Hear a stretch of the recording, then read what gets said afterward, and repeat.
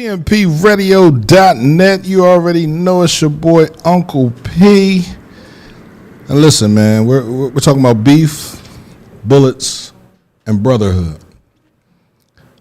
How do you come back to a place you thought you left, to a place you thought you forgot about? And when you come back, you bring good energy to build with your brothers. I like to take a quote from the greatest head coach of any professional organization, Nick Sirianni. You can't be great without the greatness of others. So it takes others to allow your greatness to be shown, and then you show other people's greatness. So today I have the privilege, the opportunity to interview two people that I personally look up to and see as brothers that are changing the way we do business, not only here in Chester, but in Atlanta, right? California, wherever we are as black people, we have to understand that it takes us, that we need us. I got Mr. Bizness and Mr. Nacelle Hice. How y'all brothers feeling? Yes, sir. Good, feeling good. I'm feeling great. Look, man, I'm a little choked up, right? I'm trying not to get emotional because you know how emotional I am. I cry all the time. But I just want to thank y'all, right? Number one, for Mr. Bizness texting me and hit me up and saying, yo, P, man, we need to come through the radio station. You know, everything was down. I told you. I'm like, I hate when people call me and I can't do what I'm supposed to do. And that after I hung up the phone with you, I started crying, right? I'm very emotional now all of a sudden. I don't know where it comes from, but I thank you for thinking of me. I thank you for thinking of the radio station, right? I know it's not always the first thing on your mind, but it's there. So I appreciate you for that. And we're going to get into this interview. Mr. Nacelle Hice, we had an interview scheduled a couple months ago. Yes, sir. Right? Due to delays and things going on with me, you feel me, we couldn't make it happen, but I'm glad you're here today. I appreciate you so much. And let's get into this interview. First, I want to ask you, brothers, how y'all feeling, man? What's going on? What's going on in your world? How y'all feeling, man? Man, for me, I'm feeling amazing. It feels good to be home every time I'm here. I'm here for a short period of time, but I'm trying to maximize the time of, what we done here and leaving an impact as always. As for me, I'm feeling good. I'm always in the house, as you know, Pierre. I'm always in the crib. So to have him come out to Chester, it's like, yo, get out the crib. Let's have some good time creating, yes, sir, and promoting this next projects, whatever we doing. The projects that are going on in the city, I want to give a huge shout out to my main man, Andre. That's what he's going by now. Changed his name from Nickel. No, he ain't changed his name from Nickel 9. Just on Facebook. That would have been dope. Right. But I definitely want to give him a huge shout out because he's another brother that hits me up whenever he comes into the area. Yo, P, man, what's going on with the radio station? I'm trying to come through. Again, we were down, right? And he's like, man, when you get back up, bro, I got a couple people you need to talk to. You feel me? I'm talking to some people. I think the radio station is dope. We need to get back inside of that and get the moving in. And I say for anybody that wants to join the radio station, wants to come to the radio station, come on. It's not just me. I can't be the voice of Chester. It's the collective voices that makes us the voice of Chester. And the voice of Chester is strong. Yes, sir. So let's get into Shout out to Nickel 9 too. Absolutely. Man. Shout out to Nickel. He always showing love. So always. Nickel, what up? He switched over too. You feel me? Because it was a while he was throwing jabs at me, and I was like, damn, nigga. But I didn't take it personally because he didn't really know me. You feel me? And that's the thing. If you really know me, I'm about unity. I'm about bringing my brothers together. However, I can support that, right? You want to do a concert in the street, if I got the stage and all that stuff, do it. You feel me? Like, I think they did something last year. It was during the art run, and all the rappers were out there, and they came together, and Zeus was in charge, Nickel 9 was in, Amino Guns was involved with that, right? It was a dope event. Right. Just wasn't, I didn't have enough equipment to let them be heard the way they wanted to be heard, right? But we're working on that, and we'll get everything together. You can now. Yeah, yes, sir. Absolutely. So let's talk about what we're here to talk about. We're here to talk about beef, bullets, and brotherhood, man. I wanna ask each one of you to share your story, and kind of let the people know just a real quick snippet of when you guys, because both of you have been shot, right? So a real quick snippet, not to involve who did what and where what, but how did that happen? And in that moment that it happened, how did you feel? Nacelle, I'm gonna go with you first. All right, so my situation happened, I feel like I was at the height of my career. I was young. I was doing a lot. I was fresh off of 106 in Park twice. I had just came from 100.3 in Philly. Do they still got 100.3 now? I think it's R&B now. Right? Okay, so I had just came from there. I had did a freestyle up there, and they turned that into a commercial for that whole month. So I had a lot of motion that was going on, and I had a show out of town, and it was a great show. I shut it down. On my way out, some guys ran up on us, shot me, and I was robbed. My situation, I had no feeling in my legs when I hit the ground. My list of injuries, I had a fractured spine, lacerated spleen, both my lungs collapsed. I lost 4 liters of blood. They took half my pancreas, removed my kidney, and reconstructed my stomach. And my whole month in the hospital, I had no feeling in my legs. So doctors told me that, I possibly may be paralyzed the rest of my life. And the next, you said how it felt? Yeah. I was really in good spirits throughout the whole experience in the hospital. It wasn't Seriously? until, like even my family, like everybody would come around me and they would hold in their tears just because I wasn't in a sad place. Right. But it didn't hit me until probably my 3rd week there. I started physical therapy, and I'm in a room. It's like all elderly people. I'm the youngest one in there, and that was the first moment I had, like looking around. And I'm looking at what I'm doing. They giving me devices, how to pull your socks up with this hook, like live paralyzed. Right. And when I got back to my room, I broke down. Right. And that's the first time that I broke down in there. That's when everything hit me. Like, I'm not going to walk across the stage again. I'm not about to Dougie. That was my dance at the time. Dance, so right, it's right, like right. I can't even Dougie no more. But after that, I think probably a week later, I started getting pain in my feet. And, I felt like it was freezing cold. But everybody would say, like, they sweating, it's hot. But the doctors would think it was a good sign, like I'm feeling something. And fast forward, years down the line, started from a walker to crutches, then to the cane. And I say probably 6 months later, was back walking on my own. I remember going to the Philadelphia Eagles Stadium. Shout out to my Birds, you feel me, for winning that Super Bowl. Let's go, Bird, Die-hard fan over here, holding it down. You know how it is. And yeah, man, I remember being at the stadium, and I had performed outside of the stadium for an event, and I was still on my cane. And I think that was the first moment that hit me, where it's like, you got to keep going. If this is my life for the rest of my life, on this cane, on a walker, whatever it is, I'm going to still do what I love. And that's pretty much my story. All right. Go ahead, Mr. Business. My story, like you said, I felt like I was at the peak of my video world. I had like the bike life stuff popping and finally figured it out. But responsibilities was hitting me a certain way, where it forced me to move a certain way. And trusting in certain people, kind of end up getting shot in the head, point blank range in the car. And I remember waking up like, yo, like, you do this to me? Like, come on, man. Like, I got love for everybody, yo. I remember that vividly. And just going through that experience, like, I didn't know exactly, like, how I got shot or exactly where I got shot at. I just knew, like, you got shot.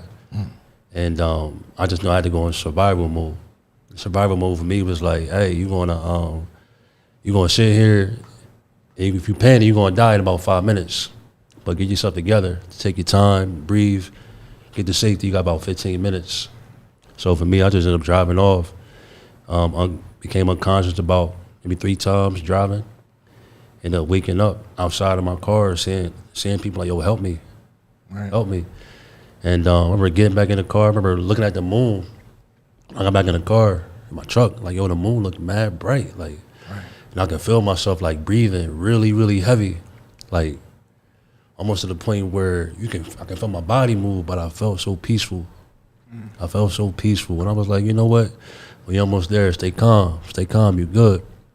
End up blacking out, end up waking up inside the ambulance. I'm putting the oxygen mask on me. I'm like, all right, I'm good. Got help. About 15, 20 minutes later, it felt like seeing my mom ex-wife, I was like, yo, like I'm good, like we good. And I remember waking back up in the hospital, complete silence, looking around like, yo, what just happened? Your life just changed in a split second because you were moving too quickly and not thinking about what's going on in life. And we're staying in the hospital 2 weeks, and the first thing I felt when I got up, woke up in the hospital, I felt like grateful to still be alive, grateful to still be breathing, and had no malicious intent to anybody. I just felt like, all right, we have a second chance of life here. How you gonna handle this? And from there, it was like, all right, well, this is what the cards you've been dealt. Clearly, God got you here for a reason. Right. Now it's time to move in the way you should have been moving off the rip. And since then, it's been an uphill battle, but it's been worth it because the things I've been learning on this journey has been tremendously, it's put me in a better space in life through all the trials and tribulations. But, you know, that's what happened with me. Proof. Yeah. Team living proof, man. Yes, sir. I'm gonna call you Chief, right? Hey, I got it tatted on me, so I'm gonna forever be Chief. Forever be Chief. Yes, sir. Was that a part of your healing to change your performance name? It was a part of my healing, but for a different reason. Okay. Like when I got shot, that was 2010. Right. So I got shot as young Chief, and I think Chiefy started 2013, something like that, 2013. Right. And Nacelle Hice didn't start until 2015. So that healing was more on a spiritual healing when my transition from Chiefy to Nacelle Hice. Right. Because I feel like as a man, when we go through abnormal situations, right? Because being shot is abnormal, right? You know, we like to make it make sense and say it happens to everybody, but it's really abnormal to go through that feeling, right? To be in a hospital and not know where you are and not know what you're dealing with, or to be in a hospital and can't feel your legs, right? That's not commonplace. Most men want revenge. Right. That's all you're thinking about while you're in there. Right? Was that something that was on your mind while y'all were in that space? See, be honest, bro. Be honest. Mine's, I think that comes with it. Right. But it was a little harder for me because my situation, like I ain't have beef with nobody. I didn't have no ops that was out here. So when it happened to me, this was literally out the clear blue. Like I couldn't even think of a place to look, or I couldn't even think of who might have done it. It was literally just out the clear blue. So I think the fact that I didn't have no feeling in my legs, like that led me to more so focus on walking again versus because where I got shot at, I was in the hospital in that same state. So to my knowledge, I ain't have a clue who it was. I remember coming out the hospital and I went to the mall in that same area where I got shot. And I remember being on the pain meds and literally every person that walked by me, I'm asking my sister, is that him? Is that him? Is that? And they was telling me like, calm down, you're not here. But that was the energy that I had. But I think mine's the revenge thought didn't last too long because it's like I was more so focusing on getting these legs moving again, like telling me I'm going to be paralyzed. That's a whole adjustment to life. So I was more so just grateful for having my life still. For me, revenge only came up once, and then initially I had no revenge at all. Like I said, when I woke up, I was more so grateful seeing my son. I'm like, all right, you just lived through something crazy. Once I seen the camera, I'm like, yo, what I look like? Let me see the camera. I saw a hole right here in your face. I'm like, yo, what? Like, this where we at? I was more so disappointed more than anything. Like, yo, you did this to me out of all people, bro? Like, come on. Like, and for me, it's different stories. I know exactly who did it. Right. Even though somebody now, the DA, when they came in, they asked me who did it. I'm like, I don't remember nothing, bro. Right. I mean, I know what I basically signed up for. So it was like, that's not in me. Right. I just know whatever happens, the higher ups, different spirit guys gonna handle that. Like karma is real. It absolutely is. So it's like for me, there's people in my family was like, nah, we don't care what you say. This how we gonna move. I'm like, nah, we ain't doing that. That ain't how it's gonna go, because I'm in a different space and I know what needs to be done here for me. Right. Do you think by doing that, by telling your people to fall back and not retaliate, you think that made them look at you differently? Yeah, in the same sense. I didn't really care. Right. Because I know after a while they would understand. And at the time, the things I understand and saw and felt, they wouldn't be able to feel that right now during that time. Right. Through time, possibly, and if not, it's cool. Because it's end of the day, it's just my life, my choices. I don't want anything that I've made or choices I've made to affect you guys. Right. And I was firm on that. This is the reason why I moved the way I moved, you know? So the only time I did have revenge was, I remember being in the hospital. Not the hospital, I was being in the eye doctor in Philly. Eye doctor was like, we can't replace, I couldn't see vision in this eye. They was like, we can't fix it. I remember seeing the ex-wife like cry deeply, like now I'm pissed. Like now you hurt. I'm seeing people hurt next to me. Not saying I didn't see people hurt in the hospital, but this was a different type of hurt. Right. And I was like, I'm really gonna be blind in one eye the rest of my life. I was like, that moment I felt like really revenge. But I went home that day, a nice prayer, and that it went away. Like this, you here for a reason. Focus on what needs to be focused on. And since then, it's just more showing gratitude and trying to figure out and analyze why you were put in a situation and what can you overcome from this? What type of story can you show other people in the world that you can change the narrative, especially coming from places Chester. Once things that happen to one or two people, you got different hoods beefing for years later. Sometimes I don't even know why. I didn't want to be a part of that statistic. Right. So it was like, nah, we're not going to do that. I'm going to change the narrative, and this is the start. So that was my route. It's definitely the start. Team Living Proof. How did you come up with that name? It's crazy because Living Proof started with a mixtape, and actually I created the Living Proof mixtape the same month that I got shot. So 3 weeks before I got shot, I had a mixtape titled Living Proof, hosted by Jalil Beats. I remember I was going by Living Proof just because back in that time, you know, we was from a time where all the rappers would, I mean, they still do it, lie in their raps, you know, fabricate stuff, exaggerate. And at that moment, I was just feeling so transparent that I was doing so many big things at that time that I knew if you didn't know me or was aware of me, you would think like, okay, he lying, like 106, the radio, newspapers, billboards. So my whole motive for Living Proof was just basically everything I'm talking about on this mixtape, like I'm living proof of that. So we had the artwork where it was images of all those moments on the artwork. And literally 3 weeks later, when I got shot, it just kind of turned it into a whole nother meaning. And that was back at the time, you know, I was running with Stunt Mountain. So coming out the hospital and having a fallout with, you know, that situation, we was screaming Team Living Proof because Twitter was out. You know, Twitter was popping at that time. Team iPhone, Team Android. So that was just me promoting the mixtape, Team Living Proof, with the hashtag.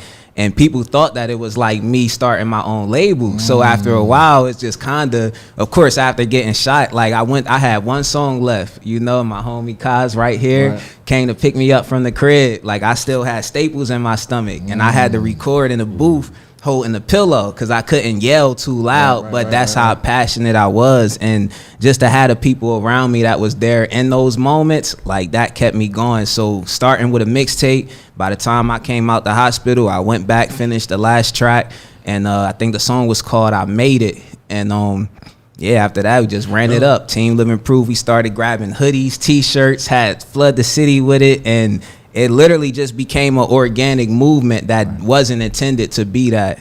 You know, it's crazy. That's when I first came around too, because I witnessed from a distance. I was cool with like Kaz, everybody that was in the team, like B-Lock. B-Lock grew up down the street from me. Like, literally, his crib was maybe a block away. Mar, the crib was a block away. Oh, yeah. So I didn't know that they was cool with him. So when he got shot, I was listening to his Stunt Mountain tracks.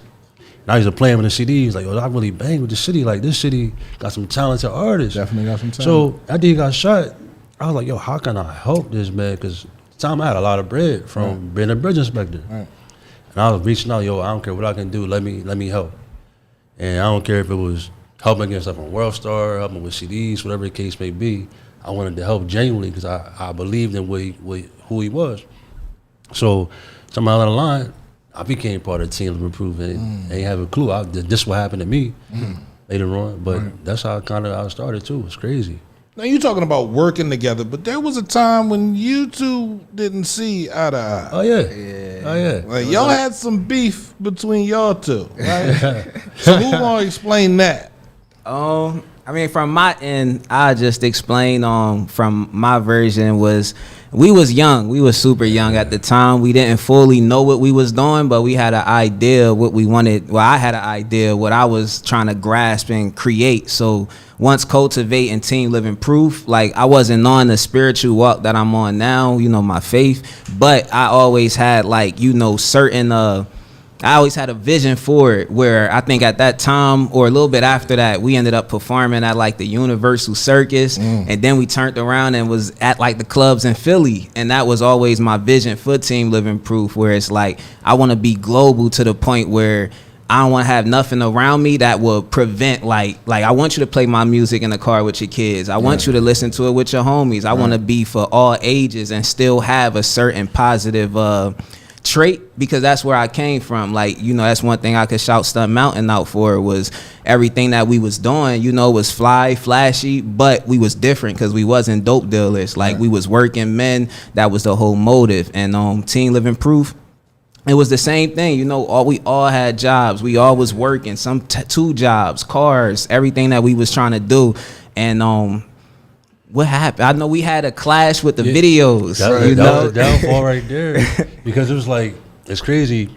I wanted to come on. I didn't mind being a Jordan, being a Pippen, being a guy that's sweet. I don't care how I can help us grow. I wanted to help. And I was getting other people involved. Like, all right, we got a team here. Everybody got to play a role a certain way. Once I got the video went, I was like, all right, Chief, you doing the videos. Let me help out with the video world a little bit. Once I got into it, it was like, yo, I'm addicted to this right now. Like, I see a bigger vibe for the city. And instead of me keeping it video and just our team, I saw a bigger view for the city itself. And now I understood what the team was saying. It was like, all right, how we gonna have our team have quality videos where you want to shoot quality videos for everybody? And I'm like, I don't think y'all see and understand what I'm going through. Like, I really see something big for everybody. Not saying that we won't still be on point, but I started moving in a way where I was just trying to get better in my craft, and getting better in my craft kind of required me to shoot videos to people when that went against his morals as his own vision. And sometimes the videos had cursing and stuff like that. And it was like, I get what you're saying, but we can still coexist. At the time, we was young. We like, nah, you either with us or you. I'm like, we had a real round table meeting. Right. Like, it was about 10 of us. And we all pulled up, B-Lock crib in the dining room. And we sat down, which was dope, because even though we was young, we still was like kind of taking this serious. So we sat down at the table, and I think that was the beauty of it, where it was like we had a falling out, but not like a disrespectful falling out. Like, not on some, man, you know, like we never even, I don't think we screamed at each other. Nah. We ain't never argue. It was literally like, all right, well, we not seeing eye to eye. And I remember saying at the table, like, if you want to do your video, like, that's cool. Like, you could run that up. My thing is, like, I wasn't okay with, because the first video he came back with, like, let's keep it real. Like, the first video he came back with, it was trapped out. It was, and it was from, you know, it was just a lot to it. It was basically the area that around, like in Wilmington, where he got shot in Wilmington. Right. And I don't know if he don't know if it's the people that basically shot him. Right. But I looked at it, I'm just helping a friend. Right. My friend Noah went to Miami with us. It was his close brother. And it was like, yo, we really want you to help. I was like, all right, I'm going to help a friend out. Like, it came genuine from me, but at the time, I don't think they knew that. Right. All they saw was the title of the video or the custom. I remember the title alone. I'm like, I'm really helping my people out. But again, being young, we wasn't communicating like that. We didn't have a way to express to, like, all right, this is my motive behind this. Right. It was just like, nah, I'm doing videos. Y'all don't want to see me do videos. So be it. Yeah. I'm going to go this route. Y'all go that route. If we come back and clash and someday, it is what it is. So how did y'all two reconnect? Right? Was it just as quick as picking up the phone and just saying, yo, it wasn't quick at all. It was 14 years. 14 years? 13. Wow. 14 years. I remember even popping out over here. It was events right across the street. We was at And I remember Super Dev, he used to try to sit us down, like, you know, y'all should talk it out. Y'all used to be like brothers. There's no reason y'all can't have a conversation. And it was never on no, like I said, it ain't never be on no disrespectful, like, oh, when I see you, it's on site. It was just like, hey. You running your thing, I'm running my thing. Right. And I really don't know how it reconnected. I know I was in Atlanta. Right. You know, I think I definitely reached out after he got shot. I had reached out to him, and then you know, just me on my spiritual journey, like the closer I got with God, I used to, you know, do my devotions every morning, and I send it to like a bunch of men that I felt like, you know, if it helped me, it'll help them. You, right. And I remember hitting them up like, yo, you cool if I start, you know, sending you these? And he was like, yeah, it ain't no problem. And so we was doing that for a little bit, but we still never really connected. It was just more on that type of level. And I don't know. I think it was just now. It's actually the full connection. Yeah. We was cool behind the scenes, but we never collabed together. Like, you ain't never seen no Nacelle Hice directed by Mr. Bizness or Team Living Proof. It was just more so like we had the respect for each other. Like, he always told me that he always loved my music. I always told him, like, bro, keep doing your thing, X, Y, and Z. But I think it was more so I want to say kind of ego, like not looking at it like that at the time, but now reflecting, it's like it was nothing but ego. That's like all, we was all in a space, and it was literally, I'm sure he never said this, but I'm sure he had the energy of like, all right, I'm gonna show y'all. Like, I'm gonna go run it up. No, that was definitely on the mission. I'm like, what? Y'all don't believe it? Say no more. Say no more. Say no more. Here, I'm gonna turn it up. And right after that, it was like I went to go shoot the first video with rest in peace, Mont Fly guy, and then I went to CRMC. And back in my mind, like I kind of feel bad with this one because I know conversations we had were like, just like during the time I felt like you and CRMC like top artists, right? And I felt like back in my mind, I was like, yo, is this right? I was like, nah, it's okay because it come from a genuine space. I genuinely just wanted to shoot. But as I was shooting with them, I was like, yo, this literally could have been with Chief and them. Right. And I kind of felt bad about it eventually. But after a while, I got to a space, my ego was like, nah, I don't care how good you get, we not shooting with them. I mean, we, like my team, we not shooting with them. I don't care if they offer me 10,000, I'm not doing it. That's how I felt. After a while, I was like, you gotta let that go, man. You carrying on this anger for what? Right. I was like, you got nothing. At one point, you got mad love for them. That's you got mad love for the music. So why would you not want to help? The whole point was your whole point to get behind the camera was to show love to Chester artists. Right. This Chester artist was the first artist that got you behind the camera. So why would you block that off? You're hating. That's what it came down to. So it was like, nah, we not doing that. So you started to hold yourself accountable. Accountability.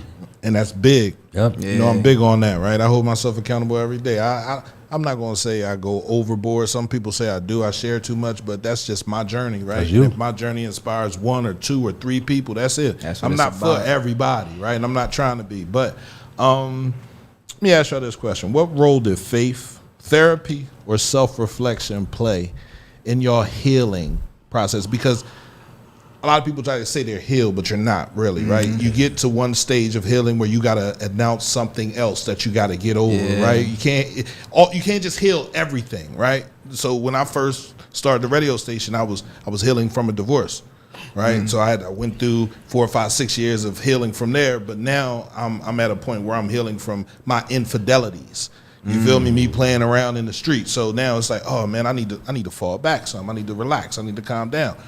So I go to therapy and I pray, right? And I do meditation, right? That's what really helps me. So those 3 things help me. How did they help y'all? I know me, faith was the only thing that helped me. Like I still had yet to try therapy, which I want to do now, but I just know even like doctors and stuff after my situation, like they would explain, you know, how most people had PTSD from something like that. Like I had doctors that told me they had patients that would go through them situations, and if they heard like a book drop or somebody slam a door, it's like immediately it give you this flash. And I was blessed enough to not have none of that. Like it wasn't until I got older when the anxiety started to form, and I remember telling my wife, like, yo, it's weird, like the older I get, I feel like I'm now bringing on the anxiety from what I went through. Like during COVID, when the gyms was closed, I used to be out front in our neighborhood working out outside, and it'd be a group of guys walk by, and my thought would instantly go to like, oh, what they on? Like they, you know, they trying to try something, to the point I had to catch myself, because it's like, why am I having anxiety now? Like I made it through that. Like I didn't even have it at that time. I remember after I got shot, once I was healed enough, we went back to that state to perform, 4 or 5 cards deep. So it's like that was my moment of conquering any type of feeling or whatever from that situation. So with me, I know it was nothing but faith, just having that healing. I remember fasting and just getting closer to God. And it was more so like him showing me where it's like, all things will work for your good. So even a tragic situation like that, how I could flip around to the point where that was 2010. That's 15 years ago. And still to this day, that's a testimony that still touched people. When I did Sway in the Morning, like my whole verse was based off of what I went through. And that 4 million views like touched and impacted across the nation, like across the country. So to me, it was nothing but faith that kept me going. That was my healing. And still to this point, just having that tunnel vision and focus, knowing that it's like I'm here for a purpose. Like, have you noticed that the closer you get to God, the less friends you got? Oh, for sure. But I feel like it's crazy because I feel like when the closer you get to him, it's more so he gonna start trimming the dead weight around you. So TLP, like I said, we used to run around 13, 14 deep, like everywhere, traveling out of state, like.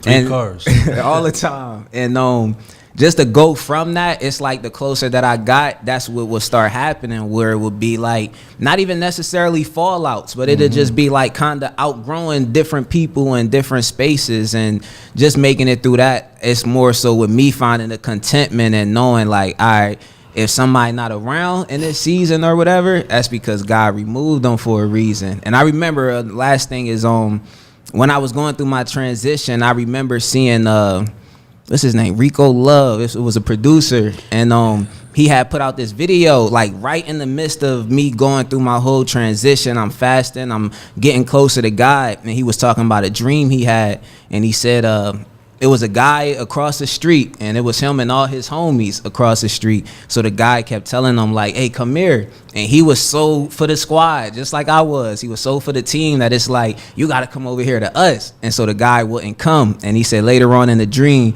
the guy caught him by himself and told him the reason I was calling you over here because it was a box with $1 million in it. But if I would have went over there to you, it was people around you that would have had their hand in it that didn't deserve it or that wouldn't have meant no good for you. So by you not leaving them or coming over here, you kind of missed out on your blessing. And this was at a time where God was trimming all of that fat out of my life. Like this person would leave or fall out with this person. And so I had to get to a space and knowing that it's like, if you want me on this journey alone, that's how we gonna run it. I was in Atlanta in a 3-bedroom apartment, dolo, still going to shows, still selling CDs, still selling T-shirts, and eventually getting married. My wife coming out there, and just the things we accomplished with just the two of us. Major levels. BT, Nissan, like with just me and my wife, no backing, no label. So that's what got me to the point where even now in this situation, it's like divine timing. Because just like God will remove people,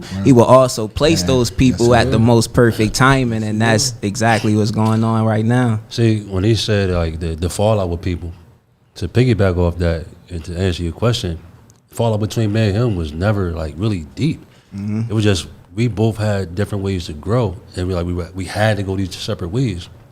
And on my journey, it was like I had to get back into self-reflection, taking accountability, and putting myself through therapy while going through therapists. And in this time, it was like, all right, you have a hard time trusting people from the situation that happened, from the ex-marriage. It's crazy. I met my wife through him and his wife. Right. Both got married on the same day. I think we got married maybe a year or two later. The same day. It's crazy. She just told me. I didn't know that. See, I didn't know that. So it's like I got into a place where I had a hard time trusting people from what happened to me. So to me, to get into a space now, I'm in such a loving space. I'm love unconditional and see the love of everybody. But also had to give myself some self. I had to analyze things within me. Like, you can't be giving this love out to everybody like this. And I realized that the fallout we had, I was like, if you give love to certain people, people always give you signs on when they're going to betray you with certain things. I look back when I met him, there was never been no signs there. It was just all genuine love. So it was like, for you to go back to that, understand that this was always love. It was always respect here. there are no signs of negative, like, and to go a certain route. So why wouldn't you want to come back to this? Right. So that kind of was a staple for me. Like, yeah, no problem doing this again, because it was always genuine, and I always felt the love there. So it was like, whatever challenge I have to offer, I'm more than willing to still give that, and still offer that to help you on your journey. I still want to see you win, and if I have gifts to help do that, let's make it happen. Let's make it happen, bro. It's going to be from the heart, from the soul. For sure. That's what kind of got us making these projects now. So y'all working on a project together? Yeah, it's the first time we announced that. Project coming soon, Forever Living Proof, Nacelle, Hice, entirely produced by Mr. Bizness. Crazy. We about to take over the world. I don't want to take all the credit for bringing y'all together, but you know, the list. The list is a big thing, right? And let's talk about. I want to talk about the list from somebody that was in the room when the list was created. The list was not to rank anyone. Yeah. The list was just to see how many artists we had in the city. Right. That was it. It wasn't saying this one is number one, this is number two. Amino Guns was in the room, so of course Amino goes first, right? He's in the room, right? So how many other artists are in the room? So I wanna apologize if I offended anybody. If anybody got mad, it was me, C's, All Bud, Amino Guns, and we were just trying to put together a list of the rappers so then we can, because verses was real big, right? Everybody was doing the verses, everybody was rapping. So we were trying to do that, right? I'm like, all right, we can do that on CMP. I don't have no problem with that, right? The radio station is a community radio station. So whatever the community wants, that's what I want to give them. So if people come in with an idea, I want to make sure it happens, right? I'm not knocking anybody, but it went the wrong way. We get the name of people, putting numbers, but I said, don't put no numbers up there. You put numbers up there, boom, it blew up. Oh, man, this person, I'm better than this person. I can rap better. But I'm like, all right, that's good. And I think it was good that we got people talking. But when you look at that list, it's that many rappers in the city.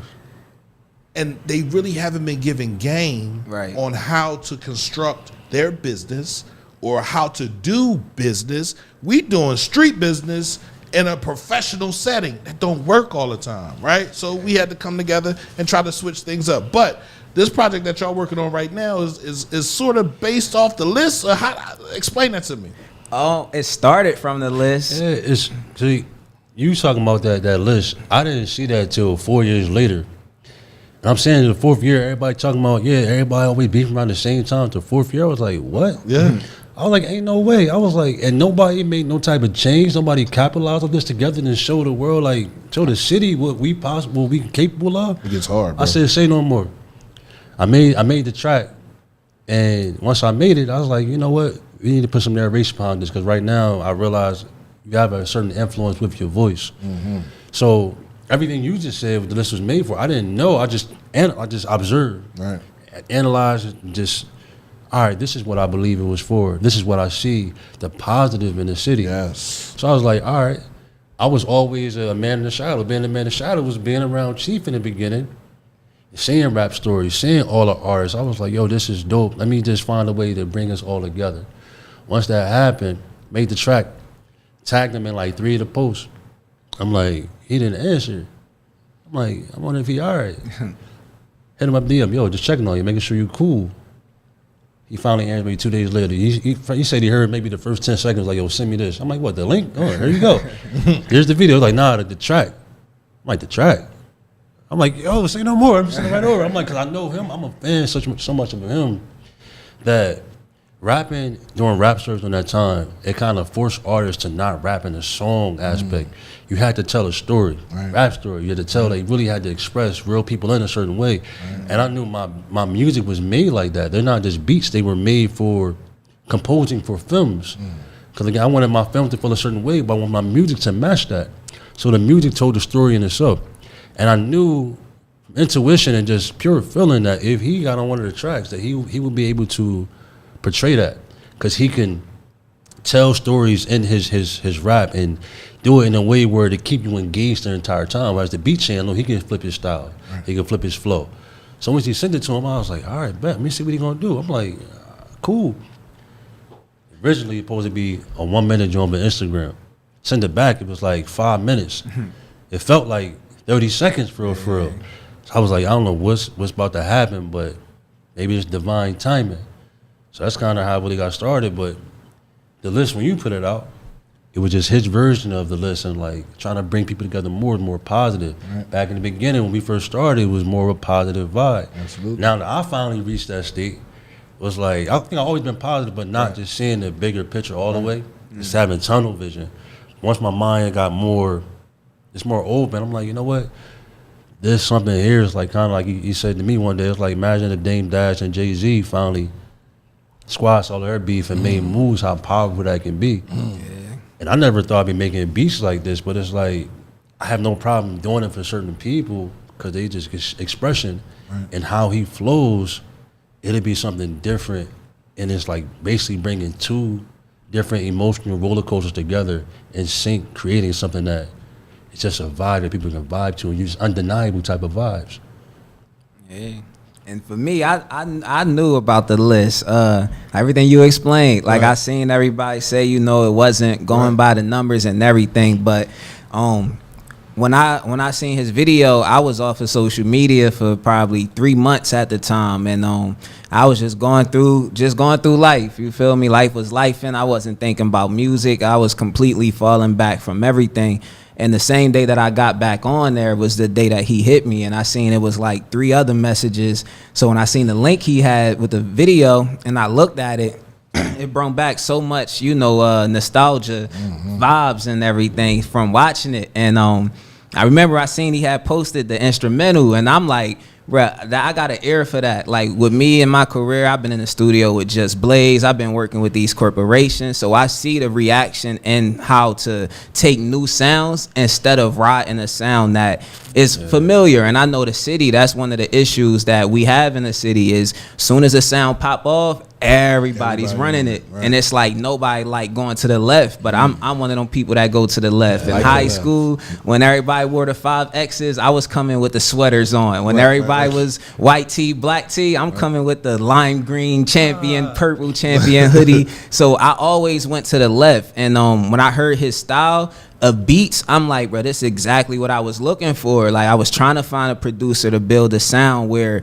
the same way he expressed it with rap stories, with rap, and not even focusing on a hook. If a hook come out of it, cool, but we not even format and we creating our own lane, our own sound. So as soon as I heard that beat, I'm like, I'm gonna keep it real. I wanted to give myself my flowers on there. Like I knew the meaning of the list, so I was only using the list as the bait. You know? Was on the list. You was on the list. Yeah, I was on the list. So I was only using it as a bait because I knew everybody attention. You know, they was going to tap in. But to be real, I was taking the track with the approach of just giving myself my flowers. I feel like the city forget about, you know, a lot of things that I've done, and I know with me being away that it becomes harder. So I would see people that would say, you know, I would just see the comments, I would see things, and my name was left out of the conversation a lot. And so to me, it was like, from high school till now, I know the moves that I've been making, representing the city well, even when I would be told to say Philly or say this in a bigger state. Like,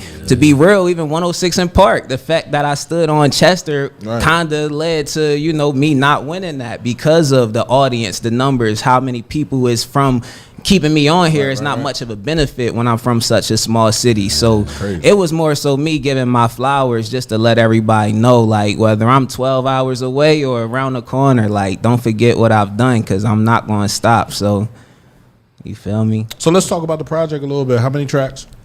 We got a crazy plan right now. And I don't even know. It's It's kind of tough to really even say. Yeah, to explain it. Right.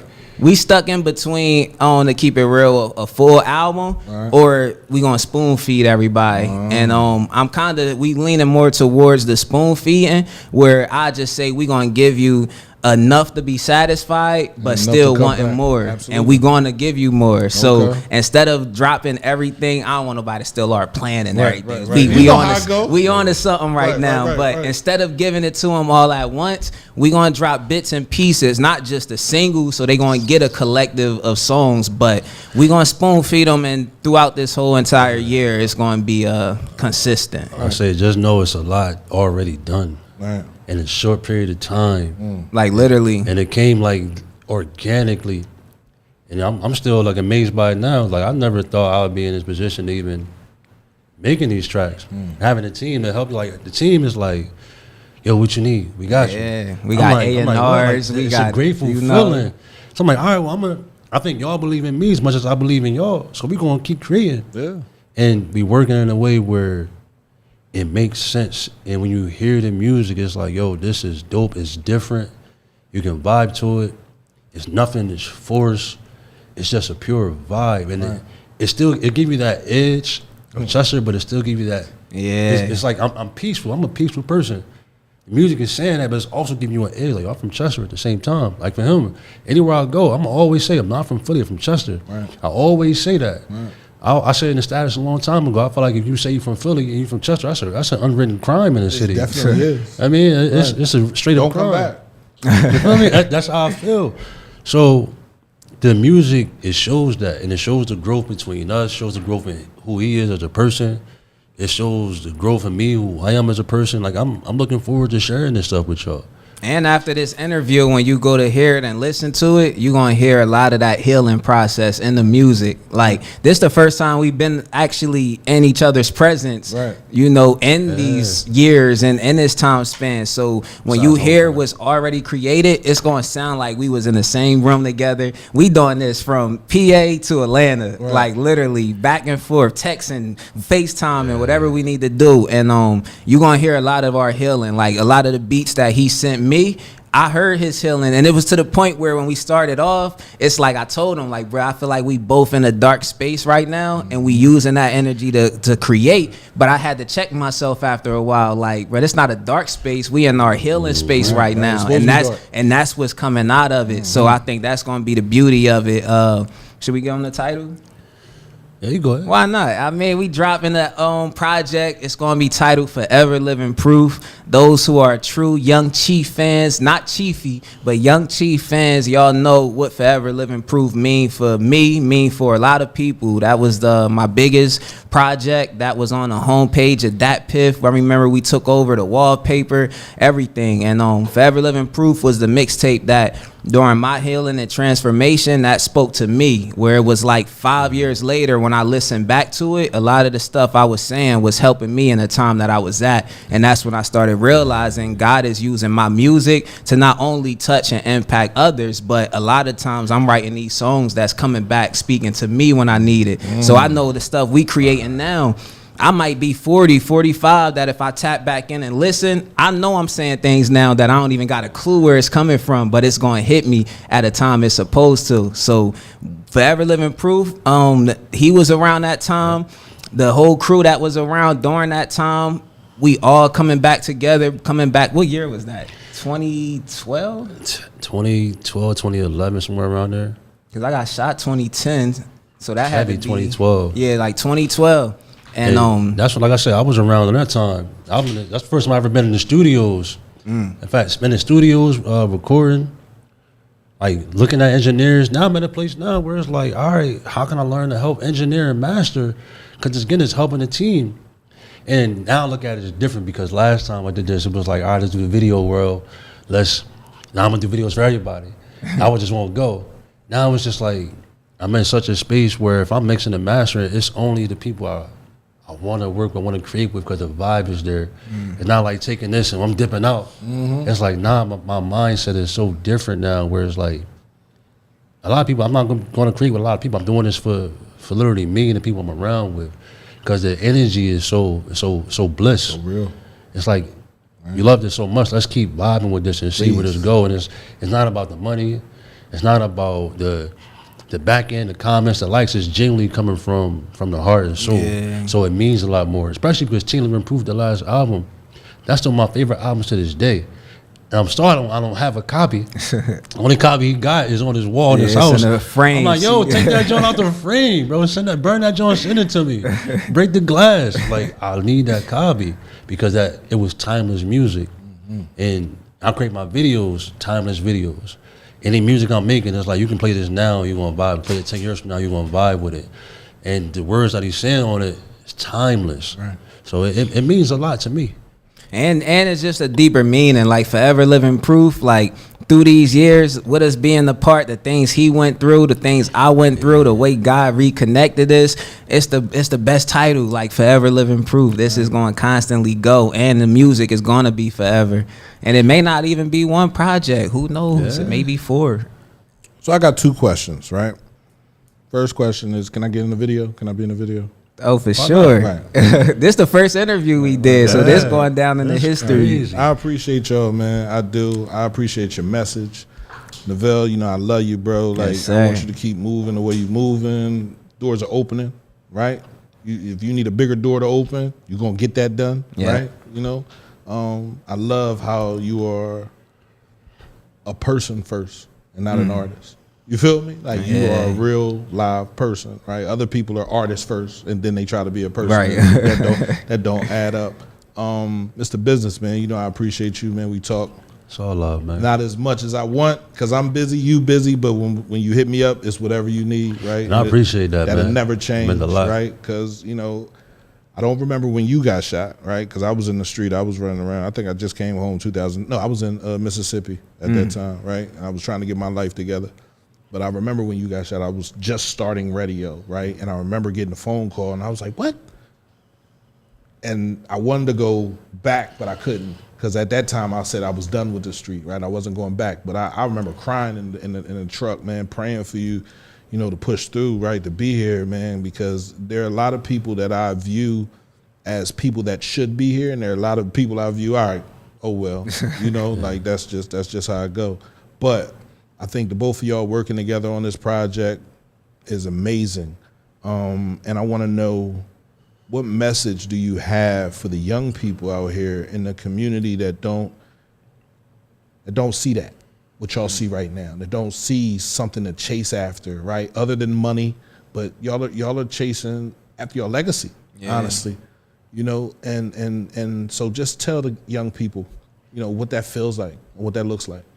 For me, I tell them first, you know, definitely get right with God and follow God, because he gonna direct every step that you need. And other than that, I would just say, when you after something, go after it with no ego, with no pride. Like, even me, like, I had people in Atlanta that would come to me after shows and that would see me like, I can't believe how humble you are. Like, I'm seeing you on these big platforms. And to me, after going through the experience I went through, I couldn't wash myself up. I couldn't go to the bathroom by myself. So it don't get more humbling than experiencing that. So to me, it's like this music and stuff, that's just the purpose, the passion. But I never let that overtake my character or who I am as a person. Like, I'm going to always be humble. So for the youth, it's like, put the egos aside, like, settle these differences, because you never know what could come out of it. And hopefully, you know, what we creating now will be the best example to take something that was disconnected for 13 years and to come back together, and only God knows what's going to come from it. But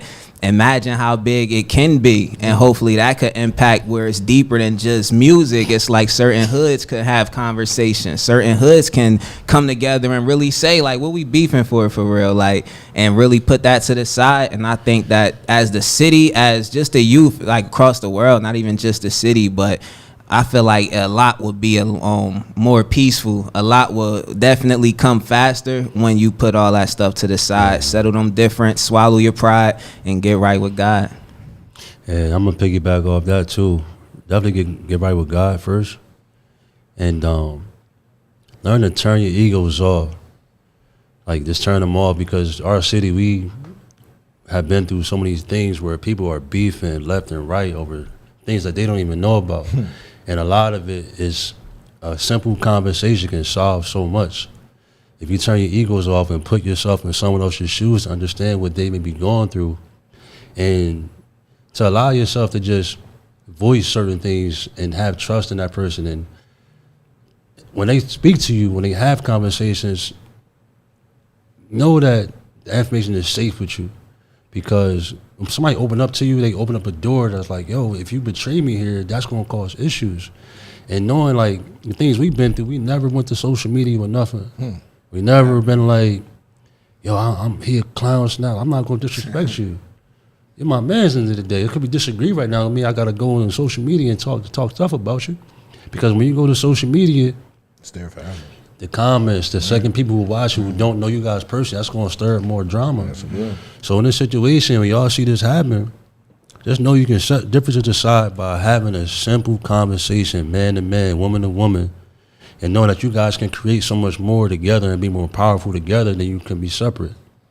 It's like having 2 candles lit or having a bunch of candles lit. They can burn by themselves. They're not as bright when you put them all together. Right. You know, and at the end of the day, I don't got to blow your candle out to make mine shine brighter. No, you don't. So you can just learn to put your differences aside, put yourself in someone else's shoes and see it from their perspective, become extremely empathetic and understanding. Knowing you can be more powerful, you can make changes that we don't need to seek outside validation for. So we're going to be the example of that. Not by force, not trying to, it just happen organically. Organic and genuine. That's the best part about it. Like, I never even told them, send me this type beat. Like, no, whatever you feel that you create and send it to me. Challenge me. You feel me? Let's create. And so far, I just say we 2 projects in right now. And then we definitely going to represent the city in a good way. And that's the last thing I got to close out on is settle them differences, man. For real, we all could come together and blow this thing up. I've been there, like I've been through those doors, so I know what it looked like inside there. I know what it takes. Not those doors, you know. It's a lot of Diddy stuff going on. Not them doors, but I've been in these industry movements and stuff, and I know what it takes, and I know with the support, with the right connection, the right team, anything is possible, and we gonna be the example of that. Hey, we got everything we need. The city of Chester has everything it needs and the stuff. That was the point of the list. We have everything we need here, but it comes with a simple thing. Just put your ego to the side. Learn to communicate. And just move from there, man. You're going to be good. I got Fats on here, man. Fats, what up? Fats. Right? Big shout out to CRMC, man. Yes, I'm waiting for sir. y'all to come through and do this exact same interview. But y'all, I want y'all to come through the radio station and just take it over, bro. Do a whole, y'all can play y'all music, do what y'all want to do, right? But just talk about what it takes to be an artist in this city, right? It's hard to have anything and think people aren't going to talk about it, criticize it, or try to talk about you to bring you down to where they are, right? For sure. What's the saying? Misery loves company, right? So when you get to elevating and you get to creating things that other people don't think that they can do, they're going to talk about you. Oh, I've been through that. Like, even my whole career, you know, I'm approaching this thing. I was going through high school and, you know, I was keeping my music clean. You know, I was going with a positive. So that's all I've heard, you know, from, I ain't going to say from the city, but from certain ones. You know, I always got some type of pushback because what I was doing was so different. But I let that be advice for the youth, too, is don't let none of that stop you. I remember I used to see people saying, like, man, Chief ain't street enough to be from Chester. He ain't gangster enough to, and it's like, bro, what? Like, I just let my work speak for itself, and I'm gonna just continue going through the door. I don't see that now, but back then, you know, I had to go through that. So I'm sure it's youth out there that want to be different, but you know, they going to slide on the ops. They going to rap about all this different stuff because it ain't easy to do something that's different. And I just tell them keep pushing through that because it's going to be worth it. I got 2 things I want to say. The new generation. The older generation, we may not agree with a lot of the things the new generation is doing, what they're saying, how they're moving, but a lot of them don't have the guidance and understanding. If we can take the time out to point things out, it's not a right or wrong because you just expressing the way that you feel. It's all a cause and effect. Hey, you put this in the record, you say these type of things, here's going to be your role and an outcome from this. Some of them don't see that. That's only moving tunnel vision. That's how I feel from F this, F them, F that. Hey, look, slow down, my guy. Hey, think about what you're saying. Let's go have a conversation with her behind closed doors, not on social media. And try not to judge the youngest because they moving in a certain way where they just doing the best things that they know the thing is right now. And second thing, shout out to Nickel 9 for last time he was up here. He instilled in me, reach out to CMP. I'm trying to have him bring more artists to his show just to talk. We look at you as Uncle P. You like even though you say I'm not the only voice, like you a big voice to us.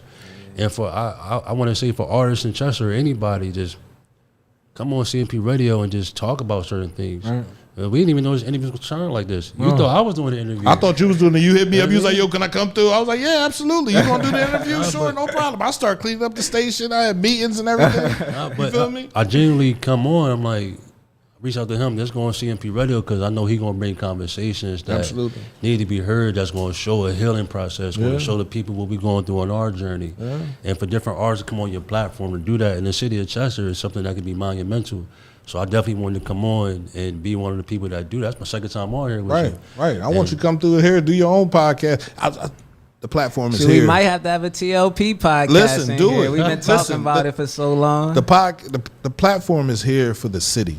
I want people to understand it's not here for me. I'm doing what I'm doing. I'm in the school teaching young people how to podcast and storytell because I got to look towards the future. I need people to come through here that already know how to talk. This is practice for a lot of people. Rappers, this is practice. When we first started, I said, man, come talk. For sure. You got to know how to hold an interview. I might not be the person that got all the likes and all the followers. It ain't going to be 1,000 people on the. That's cool. Just come through here and talk. Right? And You it's never know. definitely needed because I'll be sure to tell you when I was in Sway in the morning, like I've seen artists that in the lobby, you got your confidence, they ready, they ain't speaking to nobody, but when you step in them radio stations, it's different. Them lights is bright, it's everywhere in the building. It's not even this big of a space. Like you actually got a nice space. Like these major, it's like a box. So you literally this close with these people, and I've seen how people froze up. So it's practice. I tell anybody in the city, like, don't overlook these platforms. Don't overlook none of this because this definitely will help you in your journey when you reach in that higher stage. And then you get I'll send you the video. I don't want to keep your stuff. It's an interview done on my platform, but I want you to have it so you can promote it. Everybody sees CMP. Oh, where's CMP at? Let me go through that. It's promotion for me as well as promotion for you. Yes, I just want to thank y'all, man, for taking the it, time out today to come through here. Forever living proof. OTW. Right? Make sure when that thing drop, where's dropping at? Apple Music, you put it out? Everywhere. The main place we gonna drop is Even. You know, this is a new platform where you could come and buy the arts directly from the artist. You know, Even? Apple Even, EVEN. It's where you could go on there, you can name your own price. I've put out my last project on there. I had people that paid $200 for the project. I had people that paid $20 for the project. So it's a new platform and it's going to change the game. Like your fans can go and directly to you and buy the album, buy the project, and name whatever price they want to pay. So we about to change the game. You know, Apple, Spotify, that's going to always be there for what that is, but they really don't pay the artists, you know, what we deserve. So with Even, it's giving the artists a chance and the fans to come connect. We could talk with us on there. You can. It's dope, and we going definitely. It's going to be everywhere, but the main thing we pushing is Even. Come and buy the art from the artists. Forever Living Proof coming March 2025. Y'all heard it now. Make sure you tune in to cmpradio.net so you can get all that good stuff that's about to drop. Even I ain't know anything about that app, right? So, you know, what you got to say? You got something else you want to say? I mean, my boy Kaz over here saying give him a snippet. Right, so, here. I'm going to let you Bluetooth cancel. All right, you see it? It should be Rodecaster Pro. These are the things that I'm talking about, community, right? Coming together, building together, allowing each other to talk to each other, right? Conversations are required. Where there is beef, there is a conversation that is required between two people. You got to put your ego and your pride to the side. I get it. He wronged you. I get it. It doesn't feel right. And it's not supposed to feel right. And half of the time, you won't even remember what it was. You like won't. when we reconnected, I had to ask him. Right. Like, What was the beef over? Right. But that's what happens. But I want everyone that can hear this podcast, I want everybody that's going to see it later to understand, man, talking to your brothers about a beef is better than shooting your brothers. They put us in this space where they make money off of us. I was watching something yesterday on Greed on MSNBC where they were talking about prison, going to prison, how these people are making all this money off of phone calls, $14 a minute to talk to your family.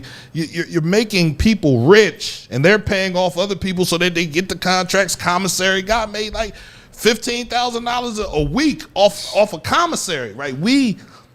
Our actions and the fact that we can't talk to each other and we're so angry put us in bad situations. So talk. I tell everybody, I don't care if you come to the radio station, you want to use the conference area to talk to your brothers, you bring somebody, leave the guns in the car.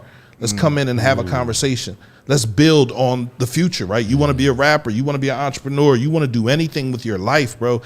You can't be fueled by anger and frustration. For sure. Right. You connected? Yes, sir. All right. We ready? If y'all heard the list, which you should have heard by now, at the end of the list, you know, we turned this into I guess the new single. It's called Act Like You Know, Nacelle, Hice, produced by Mr. Bizness. And we gonna give y'all a little quick sample. You better act like you know. Hey, just in case you don't, you better act like you know. Hey. Just in case you don't, you better act like you. Wait. Just in case you don't, you better act like you know. Act like you know. I said act like you know. Act like you know. Boy, somebody should have told you. Give me my flowers, wake up and smell of roses. Top 2 and I'm not 2. I'm goated. They say that I'm the bomb. Real quick snippet, man. Act like you know. Listen, man. Listen, I'm in all these brothers, man. Whatever they need, they know they got me, man. Come through the radio station whenever y'all get a chance. Y'all can do your own thing, or we can do another conversation, bro. That's all it's about. Conversations, right? Conversations heal people. And do uncomfortable conversations Yes, too. Don't be scared of those that work in marriages. For all my married people out there, I ain't speak nothing on the marriage, but marriages, friendships, whatever it is, uncomfortable conversations. Like, don't be scared to approach that, because the outcome is going to lead to that longevity, comfort. You know, But go ahead. Oh, no, it's on you. Right. You know, I couldn't miss throwing uncomfortable conversations with Uncle P up there, right? Because we'll be doing that March 4th. Me and a very special guest, man, right? She hit me up and she said, you know, I like what you're doing on Facebook. I feel like we're talking the same language. So I said, come on, let's put this podcast together. So, Uncomfortable Conversations with Uncle P, man. March 4th is about helping our community heal. Everything that we've dealt with is about holding people accountable, right? Because when we first started the radio stations, we said our religion is accountability and transparency. We want people that are in power to be accountable to the people and be transparent as well. It's cmpradio.net. You already know it's your boy Uncle P, man. I appreciate y'all brothers for coming. Yes, sir. Act like you know on the way. Y'all better act like you know. Fats, what up? I seen Dollar Bill in here. I seen I can't see the rest of them, but everybody who in here showing love, shout out to y'all, man. Act like you know. Forever Living Proof on the way. TLP the Business. CMP Radio. Let's go, man. Thank you.